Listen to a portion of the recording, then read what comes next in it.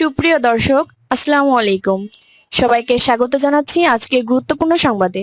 প্রথমেই জানিয়ে দিচ্ছি সংবাদ শিরোনাম, পরে বিস্তারিত। ইসরায়েলে ফের ইরানের ব্যালিস্টিক মিসাইলের হামলা। এদিকে ইসরায়েলের পর আমিরাতেও ইরানের ড্রোন ও মিসাইল হামলা। সর্বশেষ যুক্তরাষ্ট্রের একাধিক সেনাকে আটক করা হয়েছে। শুনছিলেন সংবাদ শিরোনাম, এখন বিস্তারিত। তার আগে হৃদয় ছুঁয়ে যাওয়া একটি অনুরোধ। যদি আয়াতুল্লাহ আলী খামেনির নামটি শুনে আপনার বুকের ভেতরটা ভারী হয়ে আসে, যদি ভোরের সেই খবর একটি দীর্ঘ অধ্যায়ের সমাপ্তি আপনাকে নীরবে কাঁদায়, যদি মনে হয় এই বিদায়ে শুধু একজন মানুষ নয়, একটি সময়, একটি সংগ্রাম, একটি ইতিহাস বিদায় নিল, তাহলে কমেন্টে লিখুন, হে আল্লাহ, তুমি আয়াতুল্লাহ আলী খামেনিকে জান্নাতুল ফেরদাউস দান করুন।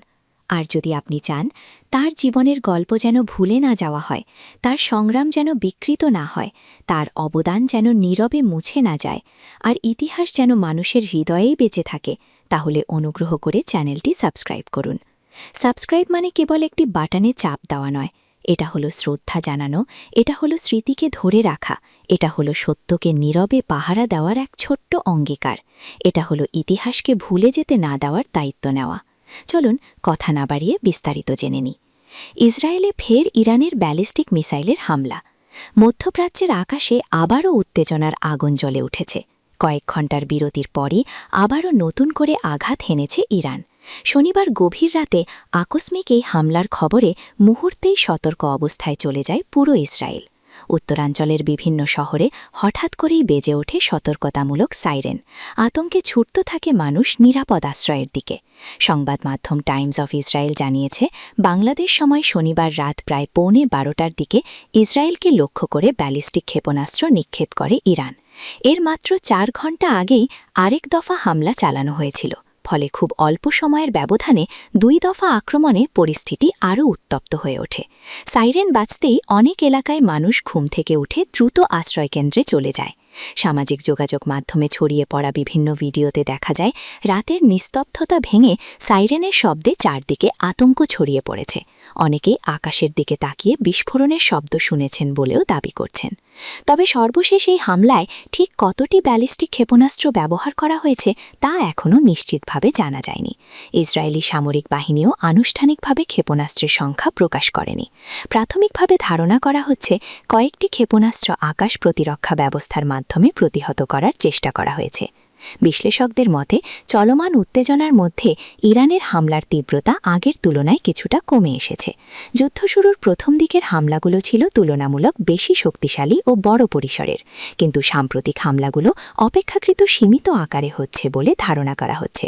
তবুও প্রতিটি হামলায় ইসরায়েলের নিরাপত্তা পরিস্থিতিকে নতুন করে নাড়িয়ে দিচ্ছে।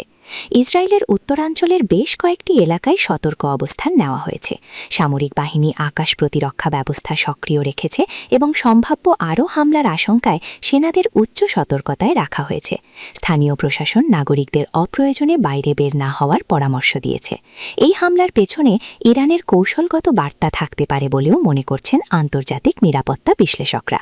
তাদের মতে মাঝে মধ্যে হামলা চালিয়ে চাপ বজায় রাখা এবং প্রতিপক্ষকে মানসিকভাবে অস্থির রাখা, এটাই হতে পারে তেহরানের পরিকল্পনা। অন্যদিকে ইসরায়েলও এই পরিস্থিতিকে অত্যন্ত গুরুত্ব দিয়ে দেখছে। দেশটির প্রতিরক্ষা কর্মকর্তারা জানিয়েছেন, যে কোনো ধরনের হামলার জবাব দিতে তারা প্রস্তুত। প্রয়োজনে পাল্টা পদক্ষেপ নেওয়া হতে পারে বলেও ইঙ্গিত দেওয়া হয়েছে। মধ্যপ্রাচ্যের এই নতুন উত্তেজনা আন্তর্জাতিক মহলেও উদ্বেগ তৈরি করেছে, কারণ ইরান ও ইসরায়েলের মধ্যে সরাসরি সংঘাত যদি আরও বিস্তৃত আকার নেয়, তাহলে পুরো অঞ্চল জুড়ে বড় ধরনের নিরাপত্তা সংকট তৈরি হতে পারে। এরই মধ্যে অনেকেই প্রশ্ন তুলছেন, এই হামলা কি আরও বড় সংঘর্ষের পূর্বাভাস, নাকি এটি কেবল সীমিত সামরিক চাপের অংশ? স্পষ্ট উত্তর এখনও পাওয়া যায়নি। তবে একের পর এক মিসাইল হামলার ঘটনায় এটা পরিষ্কার যে পরিস্থিতি এখনও পুরোপুরি শান্ত হয়নি।